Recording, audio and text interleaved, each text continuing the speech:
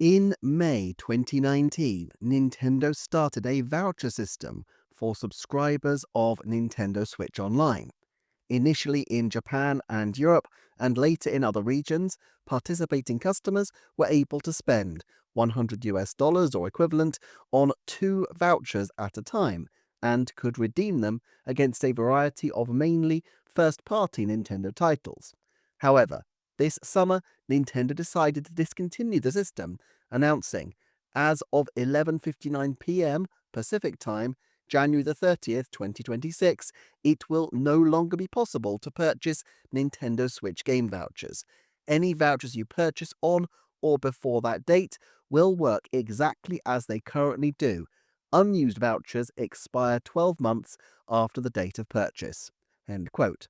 As an aside, it's kind of interesting that 11:59 was chosen rather than 12 a.m., and I can only assume that this is to give them leeway for the inevitable consternation when someone presses the button at 11:59, but it's not processed until 12 a.m. on Nintendo servers.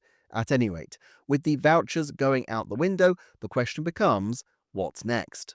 Will Nintendo make another offer of this sort? Will they revive vouchers, and what other possibilities may there be? One limiting factor may be a wish to avoid confusion among their audience. With vouchers still potentially around until January 2027, it seems unlikely to me that they would want to introduce another voucher-based option onto the market during 2026 for fear of confusion. Of course, that's not to say that Nintendo wouldn't want to introduce another loyalty program at all. Currently, they have kept the NSO price stable for a long time against quite high background inflation in some territories especially.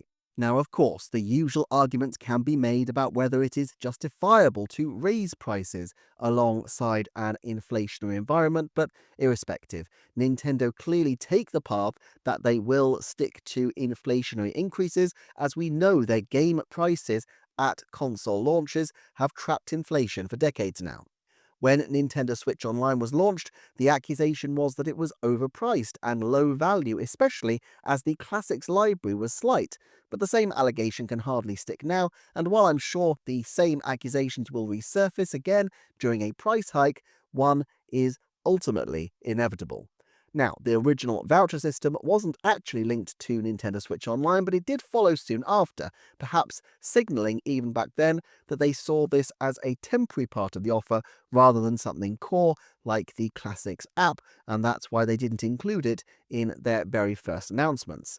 After all, they wouldn't want to have to redo their ads explaining the offer of Nintendo Switch Online too often if they then wanted to remove the vouchers from it. Now, what problem were the vouchers originally trying to solve? For one thing, several retailers, notably Amazon, would often sell games in some regions at a significant discount, and so this allowed Nintendo to be a little more competitive, although frankly, Amazon usually still had them beat. Also, it encouraged people to try digital collection, which is obviously better for Nintendo's bottom line, as they keep what would have been the retailer cut and save on packaging and transport to boot, although they might not want to completely undercut the retailer market, given how beneficial they find it to have Nintendo content on display in stores for whim purchases. Finally, the savings on most games were actually fairly marginal in the scheme of things.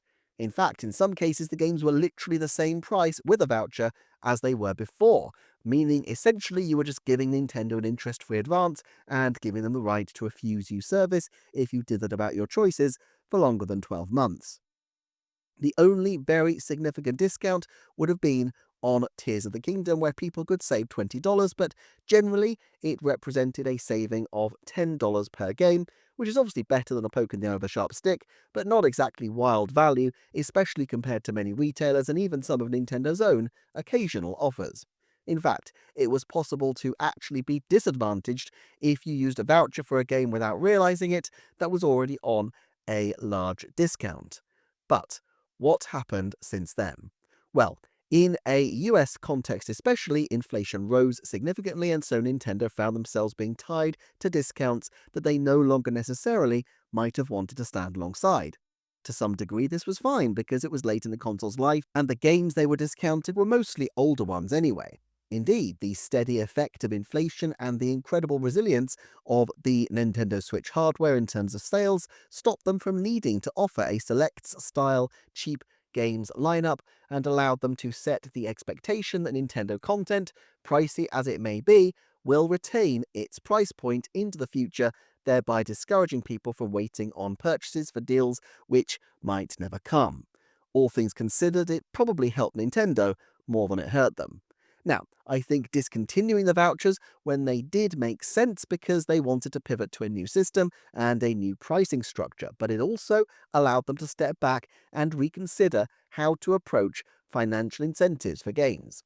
In particular, they were able to review whether a voucher system was even the best way to go forward. Voucher systems are fine when inflation is relatively low, but if inflation picks up, they become huge hostages to fortune, especially when they take place over a matter of potentially years, as with the 12-month vouchers that we see in the case of Nintendo's offerings. After all, voucher systems like these take time to unwind. Years, in fact, so you need to offer people grace time in order to make the actual purchase. It's not in the scope of this channel to highlight all the ways that inflation might creep up in the world, but the 2020s have already shown the potential for left field events and inflationary spikes, and in the 20th century, American inflation reached 10 to 20% multiple times, while obviously other countries have faced far more dramatic and deleterious inflationary spirals. From Nintendo's point of view, they have set their new prices high, but not all that high in real terms. In fact, Donkey Kong Bonanza is pretty much identically priced in real terms to Donkey Kong Tropical Freeze on Wii U and is cheaper than the Switch version of Tropical Freeze all those years ago. A couple of years of 15% inflation would erode Nintendo's margins completely, and they would need to have some flexibility to respond. Whether or not this is in any particular market, US, Europe, or Japan, the odds have to be decent that in at least one of these places, one country will experience this kind of advanced inflation, and as a result, Nintendo would need to consider how to respond while having a voucher program on the market. Even in Japan, a country where inflation has been negligible for decades, some degree of inflation is an explicit aim of the Japanese central bank, and while this has generally been quite difficult to achieve in any form, inflation can also be difficult to control once it is unleashed.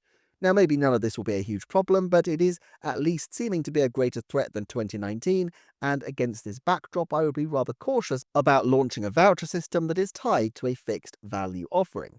Let's take an illustration of how this could go wrong. If the deal is that you could buy 2 games for $120, which is a reasonable evolution of the original offer, then they could say that buying Bonanza and Galaxy 1 Plus 2 would represent a saving of $20. If Nintendo respond to a year of 15% inflation by raising the price of new games to $80, well, now they have to exclude these games from the program or eat a 25% discount using the vouchers. Even if they decide to discontinue the program there and then, another year of 15% inflation would mean that they would probably want to potentially price the new games at $90, and so Nintendo would now be basically offering a one-third discount on games bought through the voucher system. Now look, these games have big margins, but 33% is quite the haircut on what Nintendo might have hoped to price them for. Now, perhaps in the context of general belt-tightening, Nintendo may decide that keeping the prices, which are now perceived as lower, actually increases their potential market penetration, but it's still going to be a pricey move for them. On the other hand, if they flip the script on the way these vouchers are arranged and say that you get, for example, $10 off of 2 games, well, now the system is far more insulated against inflationary pressures. There are other ways of achieving this, of course. They could do a voucher which is tied to a fixed percentage of the cost, say 90% of whatever the game costs. Perhaps if you buy a game and are part of Nintendo Switch Online, you get eligible for an extra voucher. Maybe buying games triggers reward points towards a discount off a new title, and there's a particular way of doing this within Nintendo Switch Online.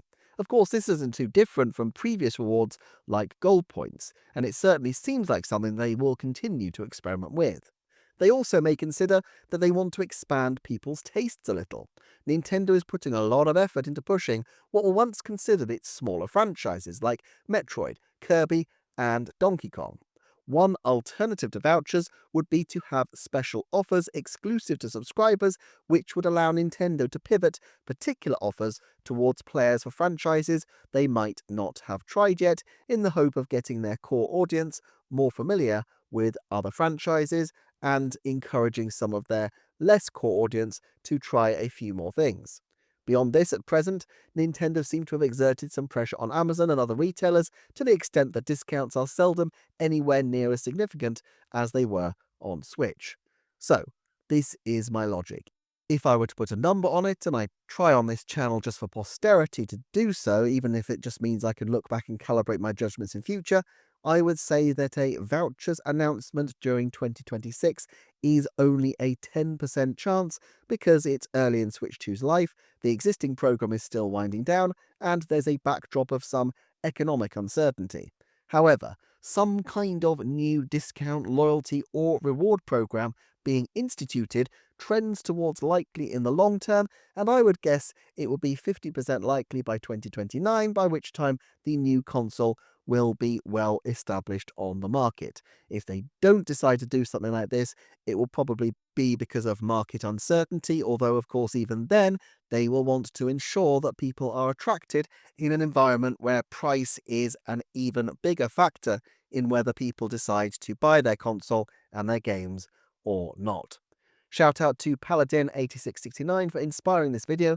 Thank you to everyone who comments, likes, and checks out the Patreon, and I shall see you next time for another Nintendo Forecast.